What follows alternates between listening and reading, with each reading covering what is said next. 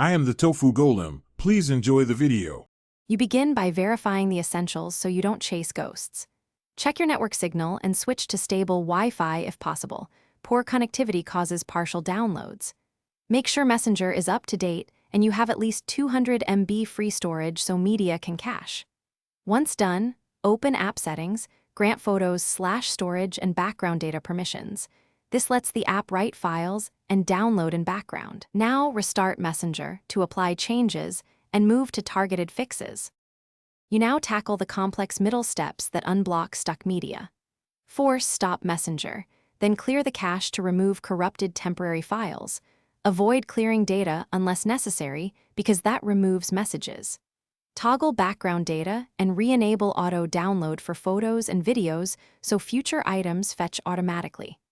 Sign out and sign back in to refresh your session tokens, and if you use an SD card, make sure it's mounted and not corrupted because the app may fail to save incoming media there.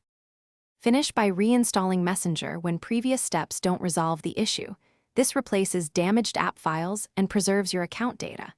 After reinstall, test media downloads on Wi-Fi and on mobile data to spot network-specific issues, and make sure auto-download settings match your preference.